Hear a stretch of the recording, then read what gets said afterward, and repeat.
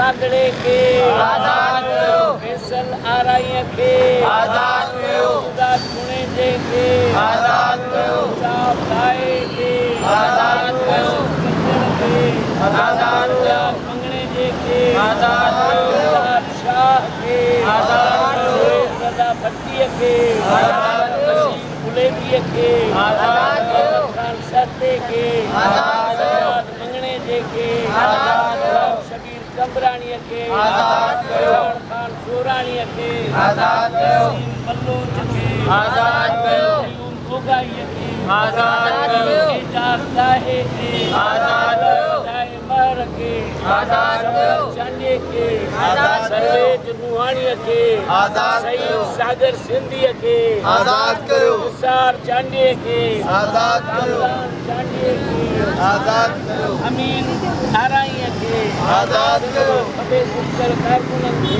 आज़ाद कयो, अयूब कांदड़े के आज़ाद कयो, सिंधवा खबे गुमकेल कौमी कारकुनन के आज़ाद कयो, सिंधवा खबे गुमकेल कौमी कारकुनन के आज़ाद कयो, मोहम्मद अयूब कांदड़े के आज़ाद कयो, इंसाफ दाए के आज़ाद कयो, खान सोरानी के आज़ाद कयो, मोहन में द्वार के आज़ाद कयो, वकील एजाज दाए के आज़ाद कयो, फैसल आराई के आज़ाद कयो, जाकिर साते के आज़ाद कयो, डॉक्टर फतेह मोहम्मद खोसे के आज़ाद कयो, सईद गादई। नाज़रीन, हींअर असां कराची प्रेस क्लब जे साम्हूं बीठा आहियूं। सिंध सुजागी फोरम जे तरफ़ां voice for missing person Sindh इन्हनि जे तरफ़ां अॼु हिते मिसिंग पर्सन जी बाज़ियाबी जे लाइ एहतजाजी कैंप लॻायो वियो आहे। नाज़रीन, 24 कलाक ताईं हीअ कैंप लॻल आहे। एहतजाज में साईं ताज जोयो वेठो आहे, साईं सारंग जोयो ऐं संगत सभु वेठा आहिनि। तो अचो त साईं वारनि खां थोरो हाल वाल कयूं, जेका ताज़ा तरीन मिसिंग पर्सन जी जेका सिंध जी सूरत हाल आहे उन जे बारे में हाल वाल कयूं। साईं ताज जोयो असां सां गॾु आहे, अचो साईं सां ॻाल्हायोसीं। अॼु वॉइस फॉर मिसिंग पर्सन ऐं सिंध सुजागी फोरम पारां सिंध मां खंबे गुम कयल क़ौमी कारकुननि, सियासी कारकुननि, आम शहरनि जे आज़ादीअ लाइ हीअ 24 कलाकनि जी बुख हड़ताल आहे, जेका अॼु 4 बजे शुरू थी आहे, सुभाणे 4 बजे ताईं हलंदी। अॼु सुबुह जो डिफेंस ह्यूमन राइट्स कमीशन पारां कराची बार एसोसिएशन में वॾो सेमिनार हो, जंहिंमें मिसिंग पर्सन फैमिलीज़ शिरकत कई। उहे सभु फैमिलीज़ हिते आयूं आहिनि। इंसाफ दाए जी फैमिली हिते पहुची चुकी आहे, उन जूं 2 भेनरूं ऐं पठान खान ज़ोराणीअ जी घरवारी ऐं उन जा ॿारड़ा हिते पहुता आहिनि। सईद गाॾहीअ जी अंबड़ ऐं भेण हिते पहुतल आहे। असांजे मुर्तज़ा जुणे जी अंबड़ ऐं धीउ जेका आहे हिते पहुतल आहे। ऐं ॿिया जेके बि असांजा क़ौमी कारकुन आहिनि ऐं नसीम बलोच जी मंगेंदड़ हानी बलोच बि हिते असां वटि पहुतल आहे ऐं ॿियूं फैमिलियूं अचनि पियूं। ऐं हीअ असांजो मुतालबो इहो आहे त सिंध मां जेके बि खंबे गुम कयल कारकुन आहिनि, जिन में अयूब कांदड़ो आहे ऐं उनजी फैमिली बि पहुतल आहे, उनजो पुटु ऐं उनजी न्याणी मारवी बि पहुतल आहे। त अयूब कांदड़ो आहे, इंसाफ दायो आहे, मुर्तज़ा जुणे जो आहे, काशिफ टगड़ आहे, सजाद मंगणे जो आहे, ग़ुलाम शबीर कमरानी, फ़कीर एजाज़ गाहो, अला वधायो महर, फ़हीम हैदर सूमरो ऐं उनखां पोइ सर्वेज नुहाणी, ज़फ़र चांडियो, ज़ाकिर सहतो, सईद गाॾही, नसीम बलोच, पठान खान ज़ोराणी ऐं फैसल आराई, अमीन आराई, बख़्तुल्ला पहोड़ ऐं अब्दुर्रहमान पंवर ऐं ॿिया जेके बि क़ौमी कारकुन, सियासी कारकुन, आम शहरी मज़दूर जेके सिंध मां खंबे गुम कया विया आहिनि ऐं उन्हनि जो को बि ॾोह न आहे, उन्हनि खे हिकदमि आज़ादु कयो वञे या कोर्टुनि आॾे पेश कयो वञे। सिंध बलोचिस्तान मां जबरी तौरु जेके माण्हू खया विया आहिनि उन्हनि खे आज़ादु कयो वञे। हीअ असांजी कैंप 24 कलाकनि जी आहे ऐं इन क़िस्म जा एहतजाज सॼी सिंध में जारी आहिनि। ताज़ो असां ॾोकरीअ में बि एहतजाज कयो, ईअं सिंध जे मुख़्तलिफ़ शहरनि में, नवाबशाह में ज़ाकिर सहतेला मुसलसिल एहतजाज हलंदड़ आहे। ज़फ़र चांडे जी फैमिलीअ जो जेको आहे इन में जोईअ में माना मुसलसिल एहतजाज हलंदड़ आहे। सजाद मंगणे जे वारनि जो गंबट में मुसलसिल एहतजाज हलंदड़ आहे। ऐं ख़बर न आहे हुक्मरान ऐं रियासती इदारा सुम्हुनि बुकमुनि उमियुनि थी विया आहिनि ऐं हुननि जे कन ते बि का जूं नथी सुरे। सॼी दुनिया उन्हनि खे जेका आहे लानत मलामत कई आहे ऐं पोइ बि ही मिसकीन माण्हुनि खे खणण जो अमल जारी आहे। ताज़ो कंबर मां नूर चांडे जी सॼी फैमिलीअ खे खयो वियो, पर माण्हुनि सख़्तु एहतिजाज कयो। पोइ उनजी फैमिलीअ खे छॾियो वियो।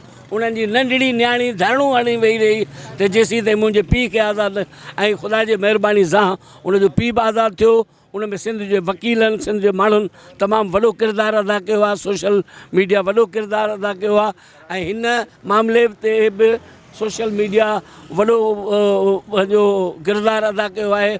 असीं वकील बिरादरीअ जा थोराइता आहियूं जेके हिन जिदोजहद में असां सां गॾु बीठा आहिनि। समूरा सियासी कारकुन जेके मुख़्तलिफ़ पार्टियुनि जा ऐं समाजी तंज़ीमुनि जा, अदबी तंज़ीमुनि जा दोस्त अचनि था, असीं उन्हनि जा थोराइता आहियूं जेके हिन ॾुखियल फैमिलियुनि सां हिन ॾुखे वक़्त में गॾु आहिनि। अॼोकी हीअ कराची प्रेस क्लब जे आॾो जेका बुख हड़ताली कैंप 24 कलाकनि लाइ लॻाई वई आहे सिंध सुजागी फोरम ऐं वॉइस फॉर मिसिंग पर्सन्स पारां। हर साल जीअं बल्कि हर ईद ऐं हर उन ॾिहाड़े ते असां प्रेस क्लबनि ते एहतिजाज कंदे नज़र ईंदा आहियूं। जॾहिं हीअ रियासत ऐं उन जूं एजेंसियूं असांजे घरनि में घिड़ी करे ऐं असांजे घरनि जो तक़दुस पामाल कंदे असांजे प्यारनि खे खंबे गुम कनि थियूं। हाणे त उन जी हद जी इंतिहा इहा थी वई आहे ऐं बेगरताइप जी, बेशर्माई ऐं बेहयाई जी इंतिहा इहा आहे त ही रियासती इदारा ऐं ही रियासती एजेंसियूं दादागिरी जी उन हद ते लही आयूं आहिनि जो हाणे असांजे नंगनि में हथ विधा था वञनि, असांजूं फैमिलियूं खंबियो गुम कयूं थियूं वञनि। ताज़ो 2-3 ॾींहं अॻु में कंबर मां फ़क़ीर नूर चांडे जी समूरी फैमिली खे खंबे गुम कयो वियो आहे, जंहिंमें उनजी भेण, उनजी वालदा, उनजी घरवारी ऐं उनजी नंढड़ी मासूम धीउ ऐं उनजो वालिद शामिलु हो। सिंध जे भरपूर एहतिजाज ऐं वकील बिरादरी जे एहतिजाज ऐं ख़ुदि उन जे मिटनि माइटनि जे एहतिजाज खां पोइ उहे समूरा भाती आज़ादु कया विया आहिनि। पर असां हिन रियासत ऐं उन जे इदारनि खे ॿुधायूं था त जेसीं ताईं असांजा समूरा प्यारा आज़ादु नथा कया वञनि तेसीं ताईं असांजी हीअ जदोजहद जारी रहंदी। हीअ रियासती इदारा एॾा त ॾाढा ऐं ताक़तवर थी विया आहिनि जो हू न आलमी चार्टर जेको इंसानी हक़नि जो पधरनामो आहे उनखे था मञनि। उन में त हीअ सिग्नेचरी आहिनि त हिननि इहो लिखी ॾिनो आहे त असां हिन रियासत जे हर शहरीअ खे तहफ़ुज़ फ़राहम कंदासीं ऐं उन चार्टर में इहो वाज़े लिखियलु आहे त दुनिया में सभ खां वॾो जेको ॾोह आहे, क्राइम आहे, उहो खंभे गुम करणु आहे, जबरी तौर ते लापता करणु आहे। उन करे असां सम्झूं था त हीअ रियासत ऐं उन जा इदारा आलमी कानून खे का बि अहमियत नथा ॾियनि, न ई पंहिंजे ठाहियल आइन ऐं कानून ते अमल कनि था। हिननि जे आइन जे आर्टिकल 10 में लिखियलु आहे त हर शहरीअ खे फेयर ट्रायल ॾियण जो हक़ु आहे ऐं को बि माण्हू जेकॾहिं कंहिं बि ॾोह में मुलवस आहे त उनखे 24 कलाकनि जे अंदरि जेको आहे कोर्ट में पेश करण जी इहो कयो वञे, न त ॿी सूरत में ख़ुदि पंहिंजे आइन ऐं कोर्टुनि जी भंजकड़ी कनि था। पर आउं सम्झां थो त हितां जूं कोर्टूं, हितां जा जेके जज आहिनि उहे बि ख़ुदि मुतासिर आहिनि। उन जे करे हू को 100 मोटो नोटिस न पिया वठनि ऐं इन शइ ते को अहिड़ो को रदअमल नथा ॾेखारनि। असां आलमी ज़मीर खां, यूनाइटेड नेशन खां ऐं इंसानी हक़नि जी समूरी तंज़ीमुनि खे अपील था कयूं त ख़ुदारा सिंध मां खंबे गुम कयल जेके ही 100 जे तादाद में नौजवान आहिनि, बलोचिस्तान मां हज़ारनि जे तादाद में खंबे गुम कयल माण्हू आहिनि, उन्हनि समूरनि माण्हुनि खे आज़ादु करण जे लाइ तव्हां पाकिस्तान जी रियासत ऐं उन जे इदारनि ते दॿाउ विझो त जीअं असांजा प्यारा आज़ादु थी सघनि। न त ॿी सूरत में हीअ असांजी जदोजहद एसीं ताईं जारी रहंदी जेसीं ताईं हिकु बि फ़र्द जेको आहे उहो रियासती इदारनि जे क़ैद बंदि में सज़ाऊं काटे पियो। उन करे असांजी हीअ बुख हड़ताली कैंप 24 कलाक जारी रहंदी। ऐं सिंध जे शऊर खे अपील थो कयां त भरपूर हिन कैंप में शिरकत करे हिननि वारसनि सां यकजहती कयो ऐं हिननि जे प्यारनि जी आज़ादी लाइ आवाज़ु उथारियो। महिरबानी। सभ खां पहिरियां त आउं गब्बोल मीडिया जे दोस्तनि खे जस्तो ॾियां त जॾहिं असां लॉन्ग मार्च में हुयासीं दिसंबर नवंबर 2020 में, तॾहिं बि गब्बोल मीडिया कराची खां वठी हिते मुस्तक़िल जेका कैंप लॻल हुई, चाहे उहा सिंध सभा जे तरफ़ां हुजे, सिंध सुजागी फोरम जे तरफ़ां हुजे, VMP जे तरफ़ां हुए या खंबे गुम कयल जे मिसिंग पर्सन जी जेके फैमिलीज़ आहिनि, जेके उनजा वारस आहिनि, त उनखे गब्बोल मीडिया भरपूर कवरेज ॾिनी आहे, भरपूर उन्हनि सां गॾु बीठी आहे ऐं हर फोरम ते उन्हनि जो आवाज़ु पहुचायो अथसि। ऐं अॼु बि जेको गबोल मीडिया जा दोस्त हिते पहुता आहिनि ऐं उन्हनि खे जस थो ॾियां।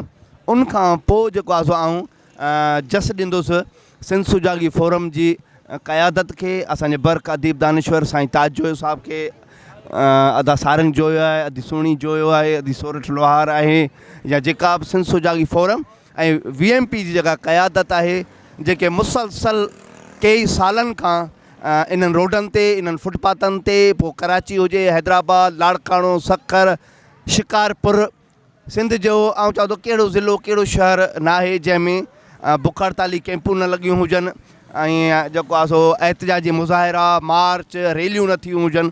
हर जॻह ते जेको आहे सो हिननि पंहिंजो मुज़ाहिरा कया आहिनि ऐं आवाज़ खे बुलंद करण जी कोशिशि कई आहे। अॼु बि उन सिलसिले जी कड़ी आहे जो 24 कलाकनि जे लाइ अॼु 4 बजे खां सुभाणे 4 बजे ताईं बुख हड़ताली कैंप क़ाइमु कई वई आहे। आऊं बि पंहिंजो क़ौमी फ़र्ज़ु सम्झी हैदराबाद मां हिते पहुतो आहियां ऐं आऊं इन गबोल मीडिया जे प्लेटफॉर्म तां सिंध जे सभिनी घणघुरनि खे, अदीब, दानिश्वर, लेखक, ह्यूमन राइट्स, सिंध जी जेका कॉम्प्रेस क़यादत आहे, कारकुननि, सभिनी खे अपील थो कयां, अचो, हीउ सिंध जो तॾो आहे, सिंधी फैमिलियुनि जो तॾो आहे ऐं हीउ कंहिं हिकु ख़ासि मख़सूस धुर जो तॾो न आहे। हीउ हिकु प्लेटफॉर्म आहे, धरती जो प्लेटफॉर्म आहे, क़ौम जो प्लेटफॉर्म आहे।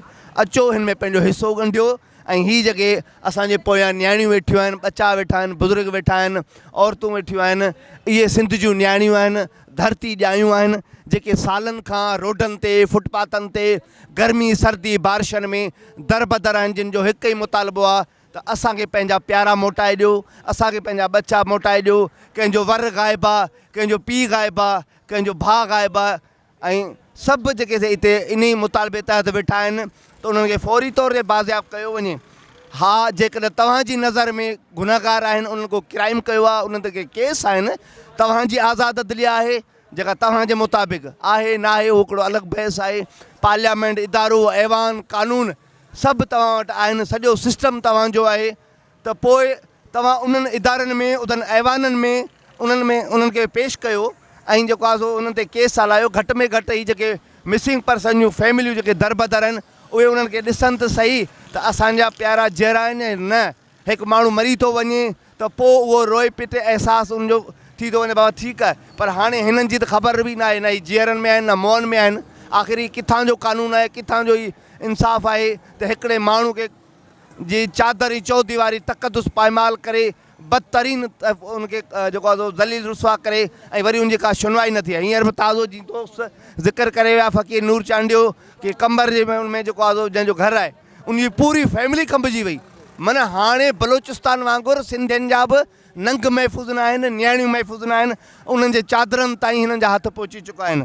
अञा बि असां जेकॾहिं ख़ामोश रहियासीं ऐं जेकॾहिं इहो ई जेको आहे मुजरिमाना ख़ामोशी अख़्तियार कईसीं त सुभाणे मुंहिंजे घर ताईं, मुंहिंजे न्याणियुनि ताईं हथु पहुचंदा ऐं तव्हांजे बि न्याणियुनि ताईं, तव्हांजी फैमिली ताईं हथु पहुचंदा।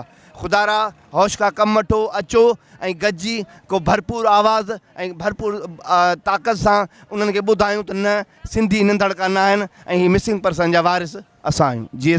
GM sir. सभ खां पहिरीं त मां पंहिंजे प्यारे भाउ अकबर गबोल ऐं गबोल मीडिया जो शुक्रगुज़ार आहियां, जेको हर मौक़े ते ख़ासि करे ॾुखे वक़्त में हिते सभु मीडियाऊं आहिनि, हिते सभु चैनल आहिनि, सिंधियुनि जा वॾा वॾा चैनल आहिनि, लेकिन को बि मिसिंग पर्सन जे लाइ न ॻाल्हाइणु पसंदि करे थो, न को उनखे को कवर ॾियणु पसंदि करे थो। वाहिद ई गबोल मीडिया ऐं प्यारो अकबर गबोल आहे जेको पाण इन्हनि मरहलनि मां गुज़री आयो, इहे तकलीफ़ूं, इहे जहन्नम ॾिसी चुको आहे।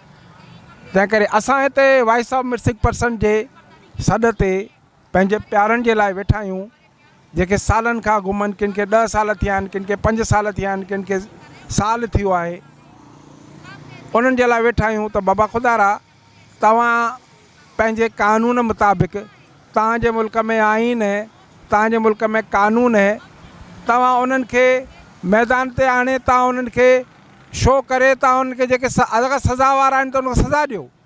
जीअं त ॿी सूरत में इंसानी हक़नि जी पामाली आहे। अक़वाम मुतहिदा बि इहो करारदाद पेश किए त कंहिं माण्हू खे बेगुनाह खयो न वञे। हिते तव्हां रोज़ असांजा माण्हू खड़ी था वञो, हे ॿ ॾींहं अॻु में तव्हां चांडियुनि जी सॼी फैमिली खणी विया ऐं उन्हनि खे ॿारनि खे तव्हां हिसाइण जी कोशिशि कई ऐं अॼु असां इन करे वेठा आहियूं त असांजा जेके बि प्यार आहिनि उन्हनि खे बाज़ियाब कयो वञे। उन्हनि जा का ॾोह गुनाह आहे त उनखे तव्हां पंहिंजे कानून मुताबिक़ सज़ा ॾियो। महिरबानी। हाँ, मैं मोहम्मद इस्लाम राई हूँ। मेरा मोहम्मद फैसला राई 1/9/2012 से घर से सदर निकल जो आज तक लापता है। हमने बहुत एहतियात किए, हाई कोर्ट में भी हमने पिटीशन लगा रखी, वहाँ से भी हमारा केस खारिज कर दिया, उन्होंने कोई नहीं दिया। उसके बाद हम लोग कमीशन में था, 2 साल चला, वहाँ से भी उन्होंने ख़त्म कर दिया। उसमें लॉन्ग मार्च हमने किया, वहाँ से हमारा अबाडो से आगे हमको नहीं जाने दिया। पिछले साल भी हमारे साथ ये किया, अभी भी हम लोग गए लेकिन हमको रास्ते में इन्होंने वापस कर दिया, नहीं करने थे। और एहतियात करते हैं, जगह जगह एहतियात करते हैं, उसमें हमारे कापने डालते हैं। ये इंसानी हुकूक के दिन के अंदर भी इन लोगों ने हमारे साथ, हमारे घर वालों को इन्होंने गाड़ी से टक्कर मार के उनको ज़ख्मी कर दिया। अभी तक वो सही जब नहीं है। हम अभी तक क्या करें? ये कहते हैं मदीना की रियासत, मदीना की रियासत में ऐसे होता है। मदीना की रियासत में ये है कि जो कसूरवार है उसको बताओ भी हाँ इसका ये कसूर है, लेकिन ये बता रहे बोले ठीक है खैरियत से। भाई खैरियत से तो बताओ सही, कहाँ है रखा आपने, क्या इसका कसूर क्या है? कोर्ट आपके हैं, कचहरियाँ आपके हैं, जज आपके हैं, वकील आपके हैं, पेश करो। हम तो ईद का दिन भी होता है वो भी रोड के ऊपर हैं, कोई बड़ा दिन होता है वो भी हैं, 14 अगस्त है वो भी है, लेकिन आप लोग कुछ बताए नहीं, बताने के लिए तैयार हैं। अब तो आप ऐसे कर रहे हैं, घरों के अंदर आके पूछते हैं भी हाँ भाई फैसल कैसे है, कहाँ है, क्या इसका क्या कसूर है। भाई आप बताओ ना। फिर बोलते नहीं छोटी ईद आपके साथ करेगा, बड़ी ईद आपके साथ करेगा, इसे मौका हमको दे के हमको परेशान कर करके चले जाते हैं। इमरान खान ने भी कहा था कि हाँ ठीक है ये आपका बच्चा मिल जाएगा, लेकिन उन्होंने भी ऐसे झूठे वादे हमारे से किया, आज तक ना बच्चा मिला है ना हमारे को ये बता रहे हैं इसका क्या कसूर है। हम लोग तड़प रहे हैं, माँ बाप बूढ़े हैं, हमने अपने बच्चों को पाल पोस के बड़ा किया। हमारी बदकिस्मती है कि हम लोगों ने इसको घर से चला गया सदर के लिए, जो आज तक लापता है, पता नहीं किस हाल में है क्या नहीं। हमने बोला बड़ा हो गया ये अपने माँ बाप की खिदमत करेगा, उनके सहारा बनेगा। ये सहारा क्या बात एजेंसियों ने रख लिया, अपने तहवील में रखा, जो बताया हमने। हम लोग अब बूढ़े माँ बाप हैं, रोडों के ऊपर धक्के खा रहे हैं। हमने बोला चलो ये बच्चा बड़ा हो गया हमारा सहारा बनेगा। सहारा क्या बना इन्होंने ऐसे रखा हुआ कि बताने के लिए तैयार नहीं है। हम क्या करें, वहाँ कहाँ जाए, किसको फरियाद करें? अगर हम एहतियात करते हैं वो भी एहतियात भी नहीं करने दे रहे। बोला ये आप एहतियात नहीं, घर में बैठो, आप इस आदमी के साथ नहीं बैठो, ये सही नहीं है, ये सही नहीं है, बताओ हम कहाँ जाएँ? हमको कोई रास्ता दो, रास्ता बताने के लिए भी तैयार नहीं है। खुदाया ये जितने की मुस्लिम पसंद हैं सबको बाज़ाब करो, उनके माँ बाप को बताओ भी हाँ इनका ये कसूर है, अगर कसूर है कोर्ट आपके हैं, कोर्ट में हाजिर करो, ताकि माँ बाप को भी पता चले हाँ भी इनका ये कसूर है। इस तरह 10-10 साल 4-4 साल रखना ये बहुत बेइंसाफ़ी है। खुदाया इसको बरहम करो, इनको बाज़ाब करो। हमारी ये अपील है वाजवा साहब से, इमरान खान साहब से, जो अपनी मदीना की रियासत कहता है, खुदाया इनको जितने की लापता अफराद हैं इनको सबको बाज़ाब कर दो, ये मजाक छोड़ दो, ये टिशनबाजी छोड़ दो, जितने भी लापता अफराद सबको बाज़ाब करो। ये मेरी बार बार यही वाजवा साहब से, मुराद अली शाह, गौस अली शाह, जरदारी साहब, बिलावल भुट्टो सबको मेरी यही अपील है, भाई हमारा सुनो। आप सुनने के लिए तैयार नहीं, आपके बच्चे गुम हो जाते हैं, आप पूरा पाकिस्तान को बंद कर देते हैं, कंट्रोलों में लगा के उसके भी आपके बच्चे मिल जाते हैं, लेकिन हमारे बच्चे का क्या कसूर है? ना तो आपने उसको याद हमारे को करने दे रहे, ना उनको बाज़ाब कर रहे हैं, ना हमको बता रहे हैं, ना अगर तुम लोगों ने मार भी दिया चलो बताओ हमको भी हमने इस जुर्म में हमने इसको मार दिया। खुदा मेहरबानी करो, अल्लाह के रसूल का मानो, बच्चों को बाज़ाब कर दो, माँ बाप को बताओ भी हाँ ये कसूर है। ये अपील है, बार बार यही कह रहा हूँ कि मेहरबानी करो, बच्चों को छोड़ दो।